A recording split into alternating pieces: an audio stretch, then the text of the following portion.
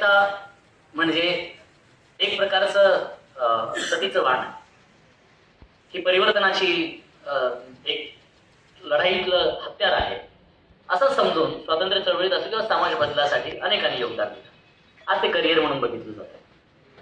अनेक मुलांचं असं म्हणणं आहे की करिअरच्या अनेक ऑप्शनपैकी हे एक ऑप्शन आहे। दुसरं, मी माझा जीव धोक्यात का घालू, ती हिंमत नसेल कदाचित किंवा ती संधी नसेल कदाचित।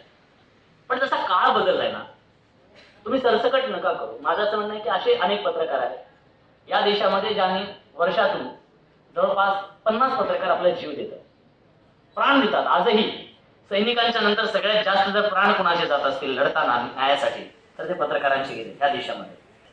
माझं असं म्हणणं आहे की समोर जे दिसतंय त्याला दुसरी पण एक बाजू आहे। आज मी सांगतो की तत्वानं लढणं, पुढे जाणं हे आजच्या काळात कठीण आहे, सगळ्यांनाच कठीण झालंय। काळच बदललाय, त्याचं उत्तर आहे काळ बदललाय। तर ह्या काळामध्ये आज एखादा माणूस प्रामाणिकपणे काम करतो तर त्याचं कौतुक वाटावं अशी परिस्थिती, आणि लोक मग त्याला पुरस्कार पण देतात।